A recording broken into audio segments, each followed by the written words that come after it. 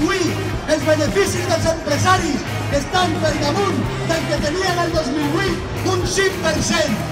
Avui els salaris dels treballadors i les treballadores han perdut mig punt en referència al que guanyaven el 2008. Avui l'ocupació al nostre país té un 10% menys de capacitat de contractació que tenien el 2008. Tenim els treballadors de la licitació, de la restauració, de l'aeroport d'Aena, que estan defensant el seu lloc de treball perquè no se'l portin per davant.